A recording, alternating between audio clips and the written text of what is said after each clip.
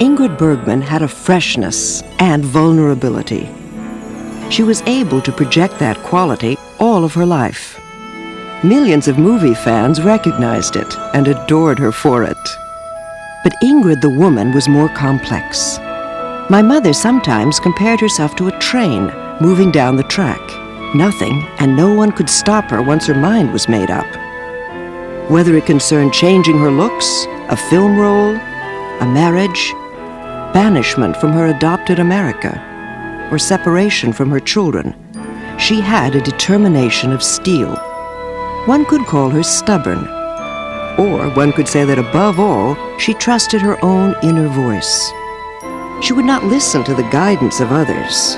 Those of us who lived with her knew this. And when, toward the end of her life, she endured serious illness, Ingrid Bergman was determined to live and to die her own way.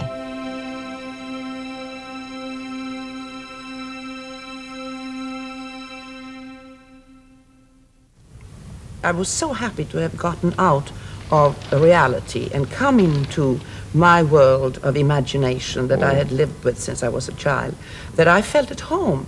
The camera never frightened me. I have never had any fear.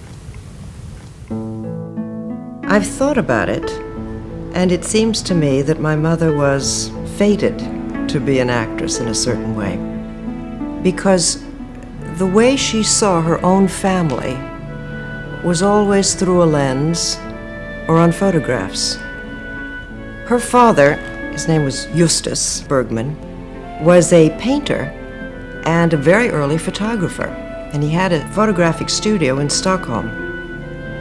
And he used my mother a lot as a model, so when she was young, he would pose her either holding a newspaper or putting on glasses or a funny hat.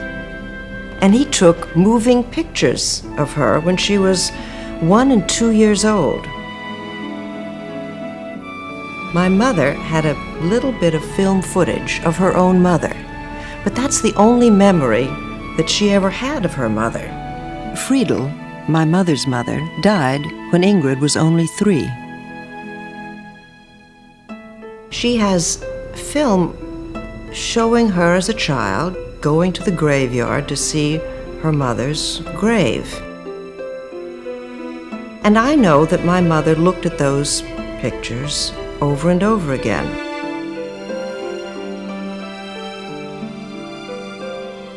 And then her father died when she was 13.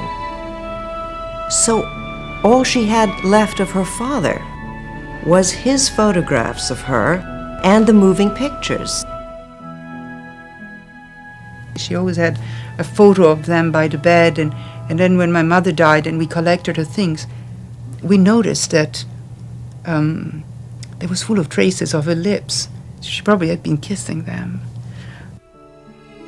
That must have been the closest that she could get to family life, and it was always seen through a lens, always seen through photographs. When she looked at her father, it would have been through the lens of his camera.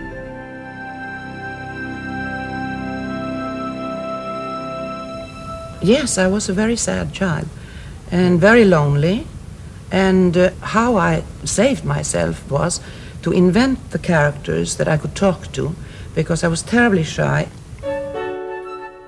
Sometimes it doesn't affect you when you're somebody else, when you could put on the clothes and the character and the words of another person. Sometimes I was the poor beggar, and sometimes I was the lonely mother, and then as I grew a little older, I started to read things and learn by heart. Poems, always very dramatic poems, and I read monologues out of plays, or I took pieces, just a short story, and I dramatized it. My father, he took me to the opera. He wanted me to become an opera singer, and I was very unhappy about it, and I took singing lessons. At the beginning, she thought she was going to be a singer because she has never seen actors. She grew up at a time where there was no television and very little films, so she was brought to the opera. And when she saw those people on stage, she wanted to go on stage and sing. And then one day she was brought to the theater and she saw people speaking, not singing. And she said, "Oh my God, I don't have to sing. I can just act. That's what I want to do." And that is how I became an actress, not knowing what I was doing was acting. But I always lived with all these characters in my fantasy. My mother was 15 when she found work as an extra at the movie studio in Stockholm. She said she could not believe that she'd been paid to have so much fun. At 17, my mother was accepted into Stockholm's Royal Dramatic School, but the prospect of 5 years more schooling was not appealing. The memory of working at the film studio was vivid, and when the offer came for a speaking part in a movie, Ingrid took it, against the advice of her teachers. They were so angry with me when I wanted to leave. But you see, when you're young, you're in a great hurry. And I was so anxious to right away get big parts and be a well-known actress. Sure of myself I was. I was so happy to have gotten out of reality and come into my world of imagination that I had lived with since I was a child, that I felt at home. The camera never frightened me, and everybody thought it was very funny when I did my very first scene that I was going around so happy and not at all frightened. That stayed with me. I have never had any fear. And I think I heard her say, "Well, see, I always knew I was going to become famous," which I thought shocked me. I said, "Well, this sounds so pretentious." And my mother was anything but pretentious. She was very simple. You know, there was a simplicity about her that was terribly disarming. I can understand wanting to know, since you are a child, wanting to be an actor or wanting to be a musician, but to have this absolute certitude, in total modesty, that she was going to be so different, that she was going to be noticed for her differences. When she married my father, she was still very much a girl. She was 18. She was living with relatives. They were protective of her. My father was teaching dentistry when he met my mother. My father, I think, represented very much stability and knowledge and somebody who seemed intelligent and capable. And I don't think she'd been out a lot. It's understandable why my father would fall in love with her. She was very beautiful and had that vulnerable quality and that youth and talent and enthusiasm. She had a wonderful sense of humor. You know, she was just fun to be with. And one of the things my mother kept all of her life was a childlike quality. And I think that all great actors and actresses have that too. They are able to be children. And that feeling of let's play, my mother carried that through all her life. Let's have a good time. My mother was fixated on her acting career, and I don't know how much she sentimentalized my birth.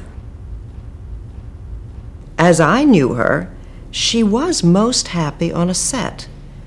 I think when she wasn't working, she felt she wasn't doing anything. She was wasting time. I just thought that she had an incredible drive. She was an artist, you know, and I always imagined an artist as being somebody who needs to paint or write. They cannot help it.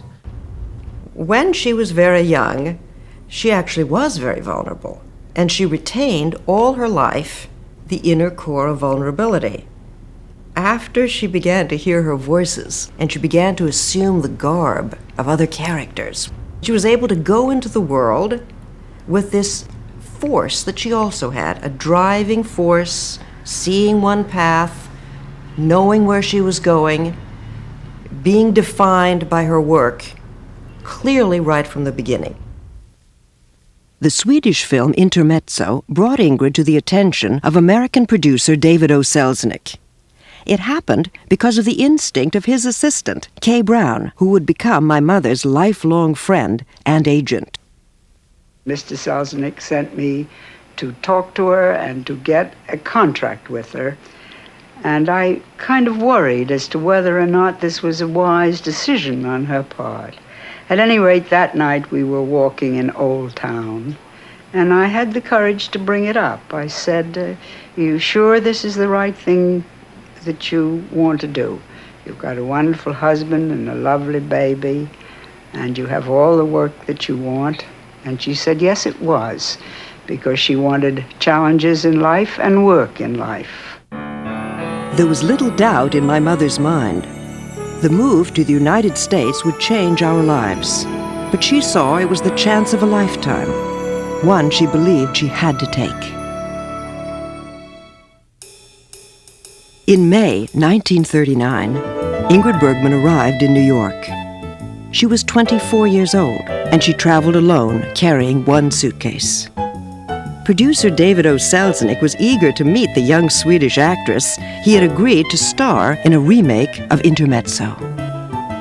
My father and I remained in Sweden, where he was in training to become a brain surgeon. I don't know where I got my determination and strength from. I was so young and I wanted so much to try my wings in Hollywood, but immediately I was considered too tall, and they were going to do something with my face and change my name. And when I heard all that, I got terribly frightened, and I said, I want to go back. I don't want to do all that. So I refused and refused and refused, and then they accepted my name and what I looked like.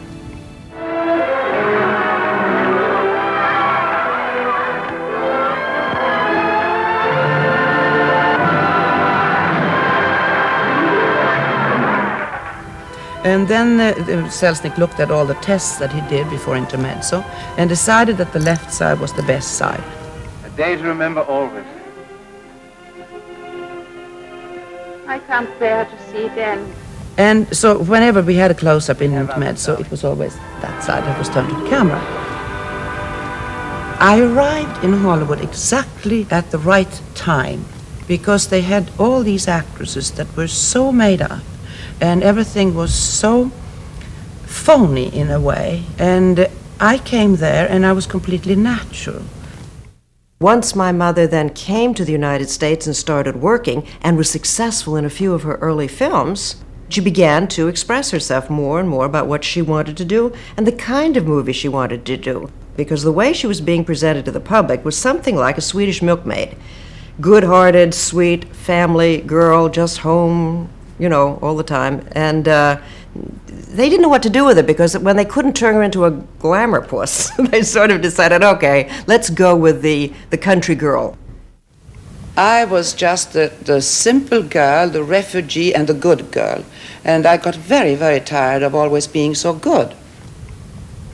When they cast me in Dr. Jekyll and Mr. Hyde, Lana Turner was going to play the little barmaid, and I was going to play Dr. Jekyll's fiancée, who was a very nice girl.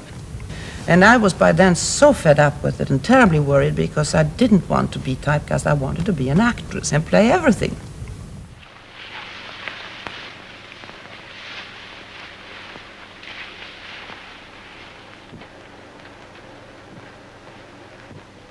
You aren't half a fast one, aren't you? I forgot to mention, my friend and I are physicians. Physicians? Mm-hmm. Doctors. Doctors? Oh, go on. Oh, I thought you were a couple of tops. No, haven't the leisure. Oh, damn me. And here I thought... And I was terribly pleased, because more people told me, you were not in that picture. Yeah. No. And I said, who was it then? Well, I can't remember her name. They didn't recognize me. Here is hoping that Dr. Jekyll thinks of his ivy, as I know he'd like to. The next part my mother played called upon her to choose between loyalty to her husband and romantic love. My mother had no idea that the picture would become a film classic, Casablanca. Go ahead and shoot. You'll be doing me a favor.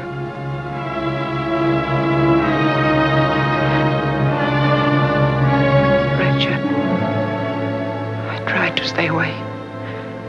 I thought I would never see you again. That you are out of my life.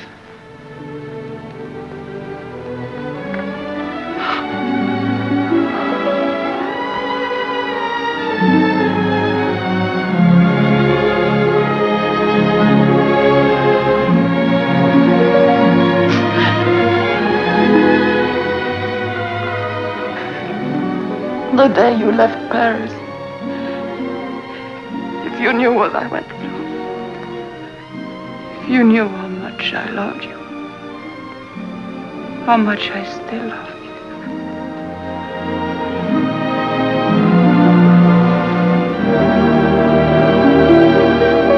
you. During the shooting of Casablanca, my mother's mind was really on another role. Maria, in For Whom the Bell Tolls. Her new short hair was copied by women everywhere.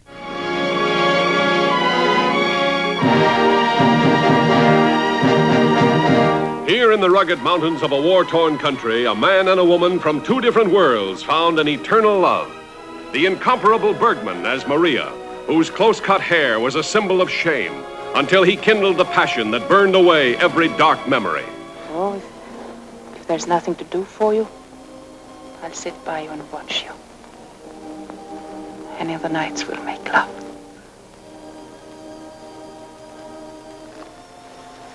You are shameless. Critics called her luminous, Love me, I love and she you. was given her first Academy Award nomination. In Gaslight, my mother is as fascinating today as she was in 1944.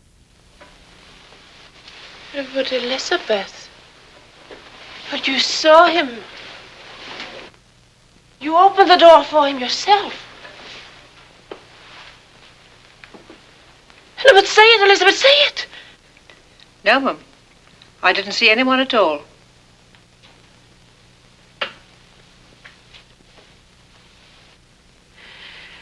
He was here. I know it. You see how it is, Elizabeth. Yes, sir. I see just how it is. I couldn't have dreamed it. I couldn't have dreamed it. I couldn't have dreamed it. I couldn't have dreamed it. It was a lovely performance, and for it my mother won her first Academy Award. That idea that you can have it all is a fallacy. You can't have it all. My mother, when she came to America, had to immediately face that dilemma and face that dilemma over and over in her life. Whether or not to stay with her children or whether or not to pursue her career. It so happens that the career was in Hollywood, and it so happens that my father was going to medical school in Rochester, New York, and I stayed with him. It was deemed that that would be best for me. My mother came to visit occasionally, but she spent most of her time in California. Eventually, we all went to California. We all lived in Beverly Hills.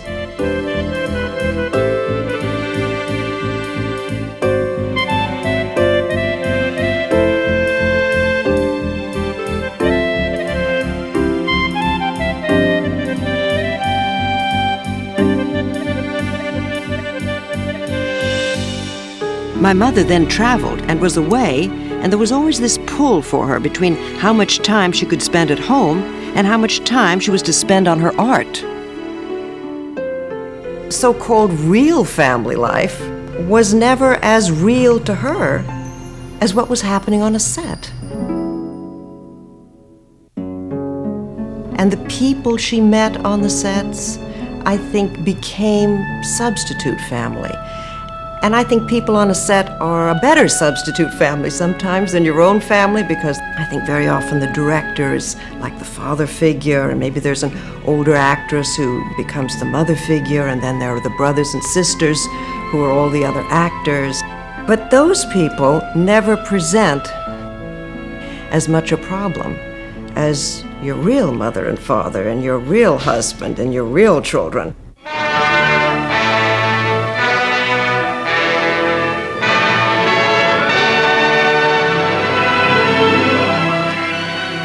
I take it this is your first honeymoon. Yes. I mean, it would be if it were. I think making a movie is a vacation. I always call that my vacation. It is absolutely no work at all. To get up in the morning is not difficult. Then you are taken care of. And all they ask of you is to get up there and say a couple of lines.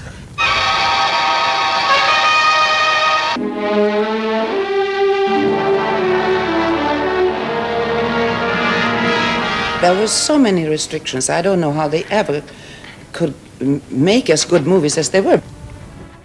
I'm sorry to intrude on this tender scene. I knew her before you did, loved her before you did. I wasn't as lucky as you. Ingrid Bergman's 7-year contract with David Selznick came to an end. During that time, she took parts like the nun in The Bells of St. Mary's. People responded to her performance with total belief. My mother then became set on playing a saint. I think she identified, to a certain extent, to Joan of Arc. Not because she felt she was a saint, but because this was a 14-year-old kid from the country that became a warrior and fought for France against the English. And I think that kind of call that Joan of Arc had was the same kind of call that Mother wrote in a diary when she was 12. I have to keep a record of this great life that is ahead of me, because I'm going to be one of the most important stars. Naturally, as a man wants to play Hamlet, a woman wants to play Joan of Arc. And when I was a child, I must have read about her in school. And then I started to collect medals and things. And I waited and talked to many people, and no one was interested. And one day I got a telephone call from Maxwell Anderson. He said, I would like to have you for a play about Joan of Arc. And I said, that's it, you don't even have to ask more, I'm coming. The success of Joan of Lorraine on Broadway enabled my mother to make the film Joan of Arc, the story of the French farm girl who followed her inner voices, even though it meant death. My mother not only put her money into the picture, but also her whole heart. Bergman, beautiful, bewitching, breathtaking.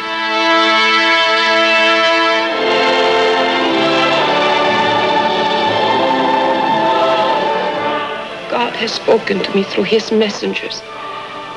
And it is his will that I come to aid you and that you be king of France. Don't trust her, my lord. I'm trying not to trust her, but every time I look into her eyes, I believe what she says is true.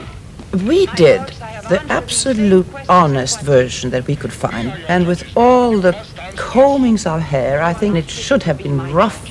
Everybody came up and smoothed you out, and it was very glossy. Even the battle scenes they are beautiful, but not in the right sense. In God's name, strike! Strike boldly!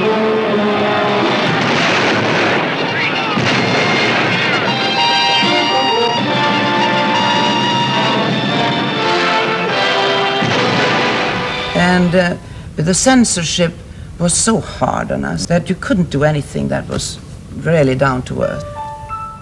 My mother was deeply disappointed in the reception to Joan of Arc, as well as to some other movies she made in those years. She was becoming disillusioned with Hollywood, and her marriage to my father had become strained. This is when she first saw the work of Italian filmmaker Roberto Rossellini. I happened to see a picture called Rome Open City, and it so struck me, it so moved me. It was the real feeling, and the people were real. And that wonderful human feeling came across the screen that it was hard to find. I didn't think Mr. Rossellini would ever get enough courage to write to me, because I was, in those days, very high on top of the box office. He wouldn't possibly get the idea that I would like to come to Italy and make one of his little pictures, for very little money. So I had to tell him that, and I didn't know how to do it except write a letter. My mother had left home many times for other roles. Why should this be any different? But this time it would be years before she would return. Again, I remained with my father, who was then a neurosurgeon in Los Angeles. I was 10 years old. Ingrid Bergman arrived in Italy in 1949 to make a picture directed by Roberto Rossellini called Stromboli. But the movie itself paled into insignificance compared to the world scandal that would soon break. We had a story outline, and then the dialogue was always written as we went along. My leading man was a fisherman, and he thought he was going to work in the crew. He had no idea that he was going to become my leading man. Mr. Rossellini didn't like actors, and he wanted real people. I said, All the close-ups has to be from this side. And he said, are you out of your mind? I shoot my picture the way it suits me. I don't care which side of the face it's going to be on. And from then on, I threw it out of my mind. And I think besides the great filmmaker, she discovered this great, generous man. And Mother has always been a little bit of a scared creature. She was always very shy and a little bit scared of people, a little bit afraid of authority.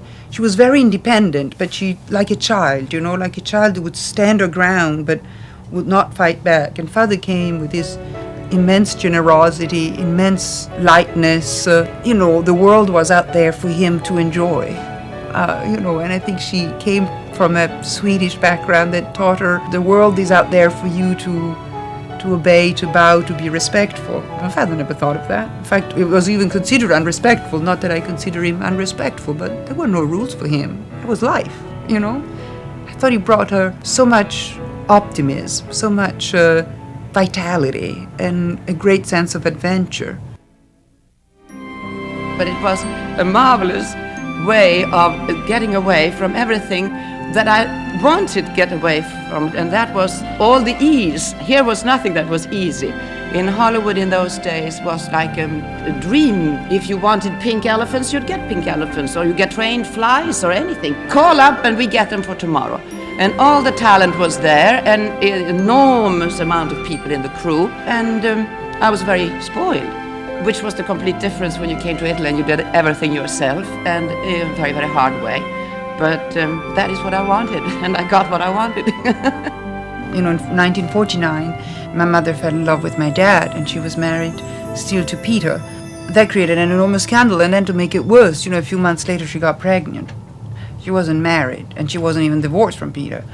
That created a scandal that was of epic dimension. I certainly thought that there would be some write-ups in the paper that I wanted a divorce, but I certainly didn't expect for months and years to be headlines and on the first page.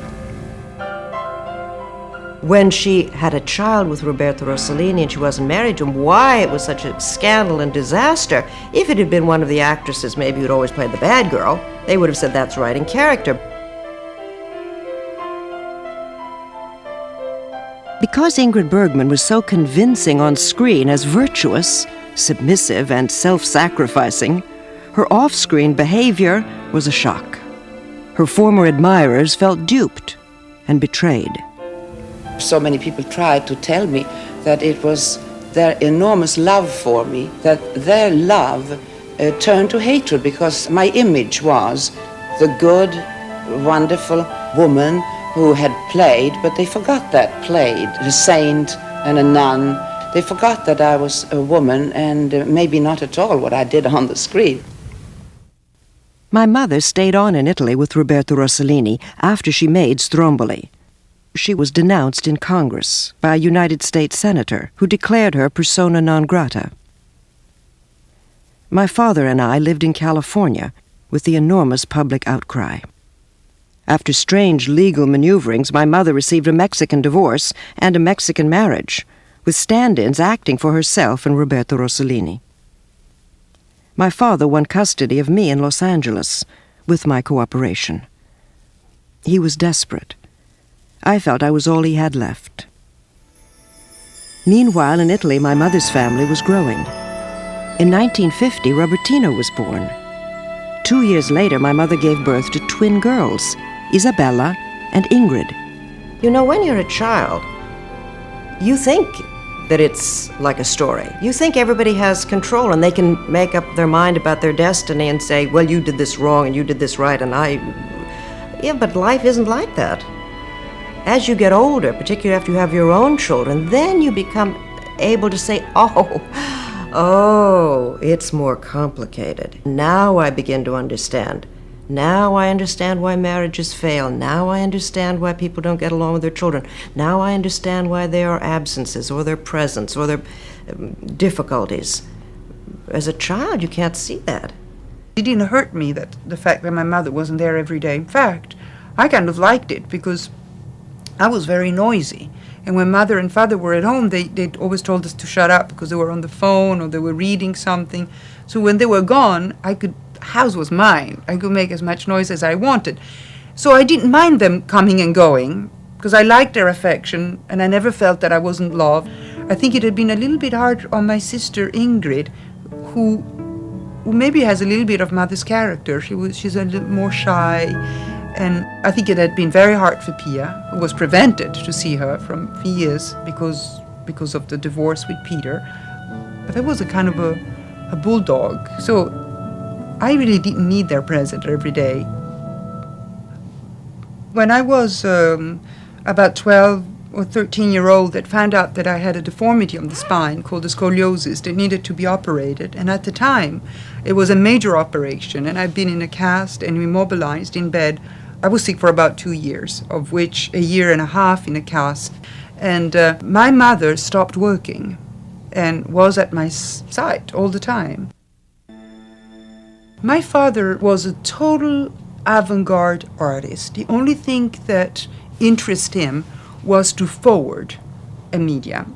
Instead, for my mother was, if you want, more the establishment, but by that I don't mean anything negative, more take a theme and develop it until you master it.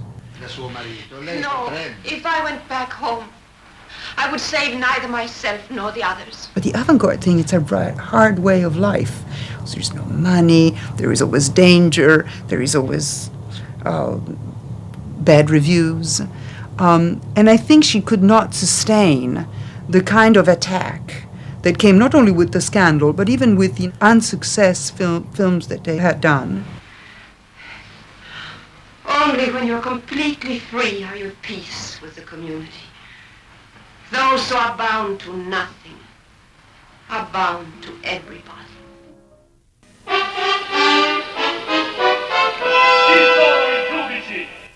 When Roberto was having a particularly difficult time raising money for a new film, he decided to direct Ingrid in a touring production of Honegger's Joan of Arc at the Stake. The entire Rossellini family toured the capitals of Europe.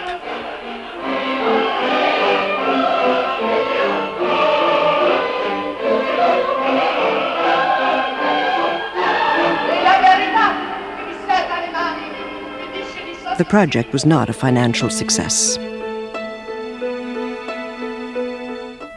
For years, Roberto had been very possessive. He refused to consider that Ingrid might work with another director.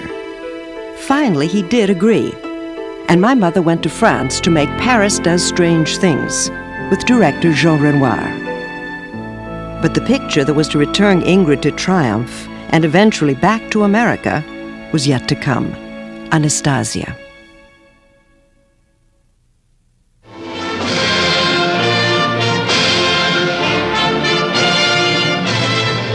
My mother won more than her second Academy Award with Anastasia. As her old movie self, defenseless and vulnerable, she regained the affection of the American public. Anna, am I Anna? Why not Tamara or Lisa? Why not Tatiana? Yes, why not Tatiana? No, I don't want this. I want to be me. Whoever I am, I want to be me. I want someone to tell me, someone to accept me, someone...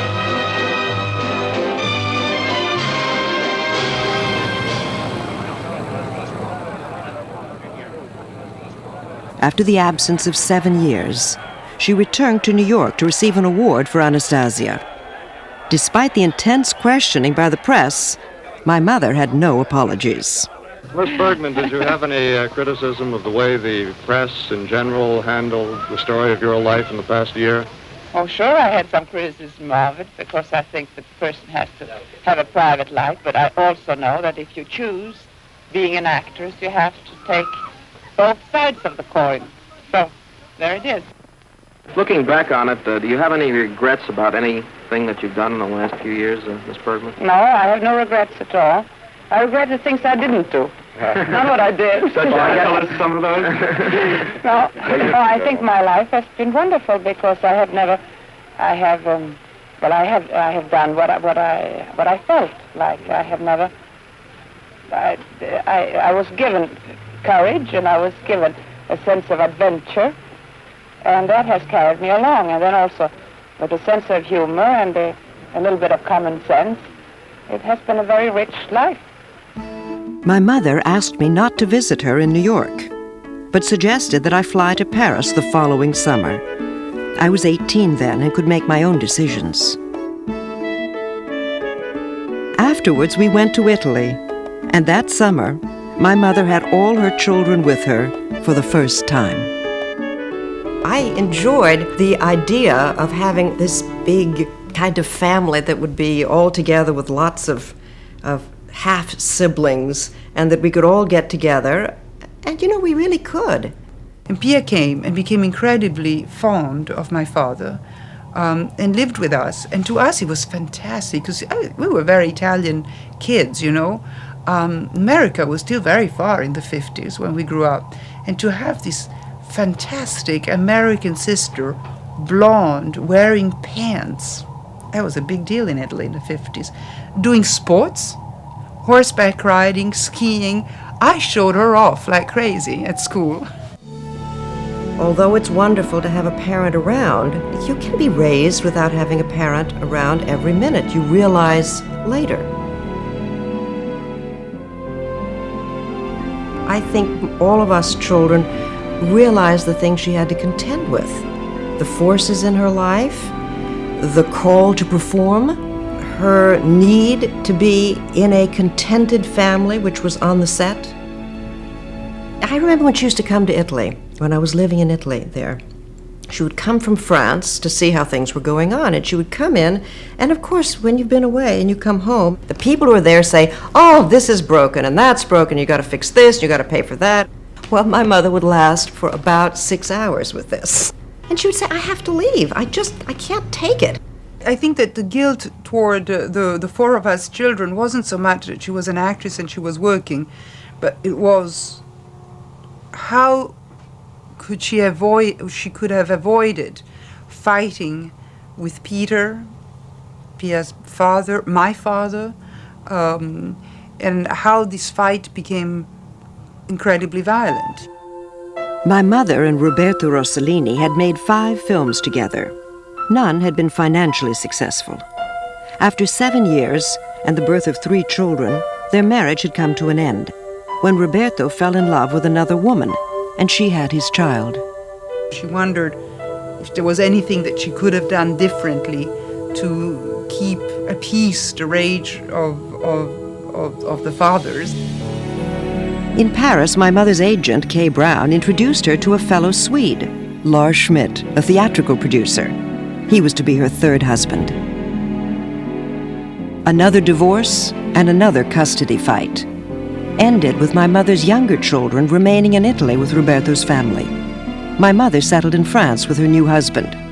Once again, she lived in a different country than her children. I never heard my mother say that she thought her years in Italy were tragic in any way. I don't think she thought that. It certainly might seem that way if people were just looking at her career and saying, well, what happened to the career? Well, her American career ended. But when she was in Italy, she was making movies there with Roberto. They were working, and I think her life was exciting. I think she thought it was exciting, and I'd never heard her say she thought it was anything but. It was a wonderful time for my mother, a new marriage and a renewed career, frequently acting in plays and television dramas produced by Lars. There would be profound changes in the years ahead, but her need to act, that would never change. My mother loved all the men that she'd been married to. Always. She didn't have enemies. She didn't have relationships with a man and then not like him later and say, oh, it was all a mistake. I don't think she thought any of her marriages were a mistake. After 12 years together, Lars Schmidt and my mother were divorced as a result of a relationship he had with another woman. But Mama remained friends with Lars until her death, much as she had remained friends with Roberto until his death. She knew how to forgive, and I admired her for it. If I would go to each person that admires my mother and I'll ask to describe it, she would probably come up differently each time. Because I think that is the gift she gave, for everybody to shape her in a certain way, the way they wish.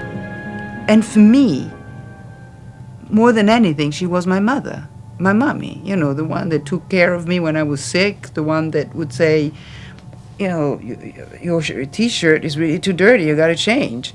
The one that gave me the sense of being practical, an honesty beyond belief, a sense of justice.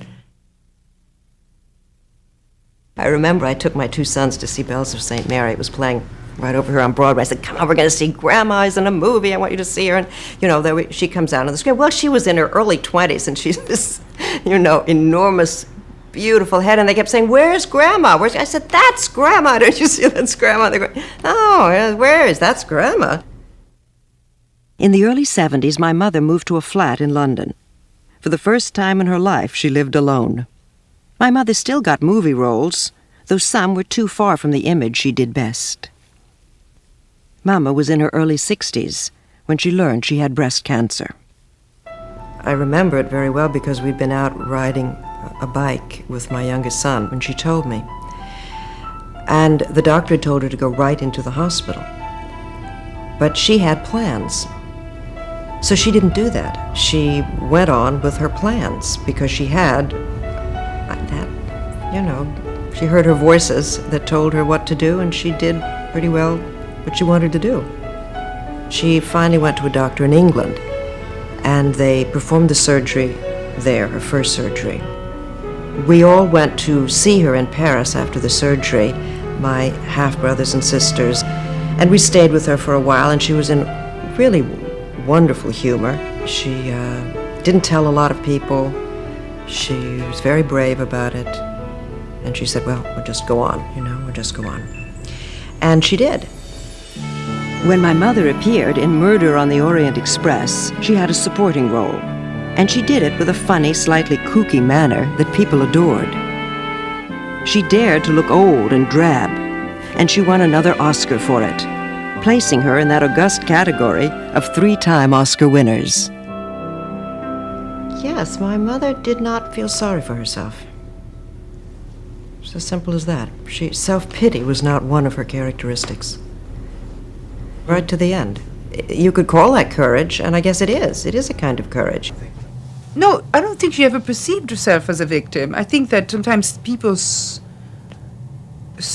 her as a victim, and I've seen her as a victim, because I have seen in my mother's eyes great pain, great anxiety.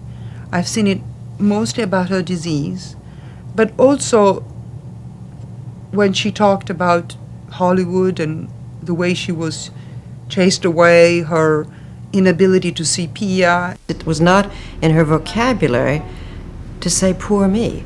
Why did this happen to me? She just never said things like that. She just went on. This train keeps going. When the Swedish director Ingrid Bergman and my mother, when they made Autumn Sonata together, the two of them put together their family histories, so to speak. And they made a story about a woman who has a talent, a great talent. And the crisis in this woman's life is whether or not to use her art, fulfill her God-given gift, or stay home and take care of her child. They met, and the first thing she started to tell him how she didn't like the script, she didn't understand the character, this could never happen, and he was like stunned. I mean, he's the maestro, But that was very much my mother.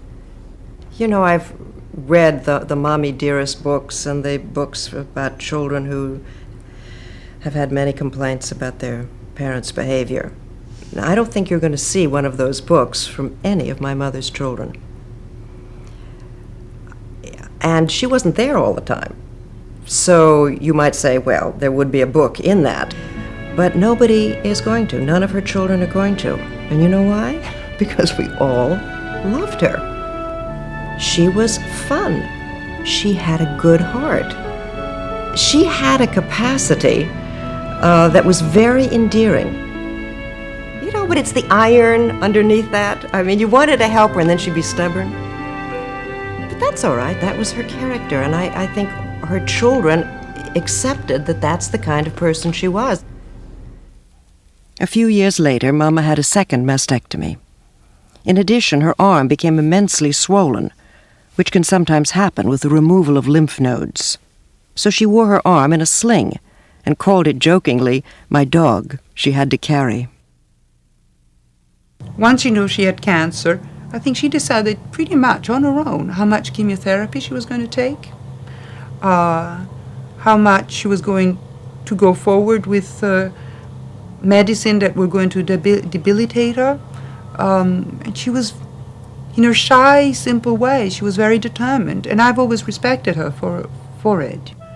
And when she was asked to do Golda, I remember she laughed and she said, how can a big, tall Protestant Swede can play a small Jewish prime minister? And then Golda died of the same disease of mother, breast cancer. And she read a few things she did. Golda was so far from my mother, this woman of politics, this woman of great intellect, this woman sure of herself, calm, a leader. My mother was timid, frightened, strong somewhere, but nothing shows. And then she played Golda with the gravity that this fantastic lady exuded. She just had a wig. She didn't put any false nose.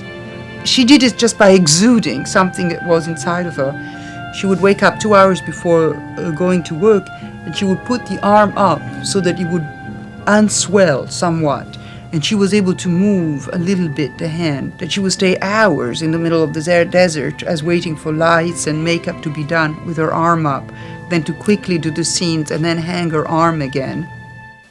The Jewish children in Palestine, the Sabras, are a miracle.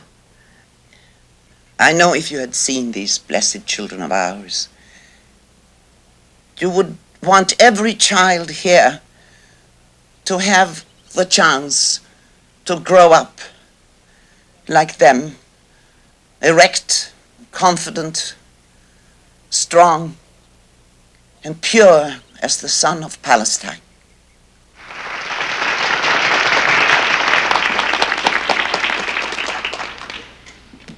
Well, if I'm supposed to be the mother of Israel, Earth Mother, or whatever kind of mother, I have the responsibility to be a good one. And what a good mother would say to you now is, it's late, everybody's tired, go home. For her performance, Ingrid received an Emmy Award. It was given posthumously. I know that she would be very proud of this award tonight because of what it meant to her to film it. And I'm very grateful to be here to be able to thank each and every one of you for this final tribute to my mother. She will live in my heart forever. Thank you. I don't think that the life she had was one that she would have said, this is my plan for my life. I don't think it was. I think she, had regrets. But her life began and ended on film. Her life in front of a camera, whether it was the photographs her father took of her as a child or working with Ingrid Bergman at the end of her life. That was Ingrid Bergman. Her life was a demonstration of herself as seen through a camera lens. I believe that's how she saw herself too, and I believe she always craved to get back in front of the camera.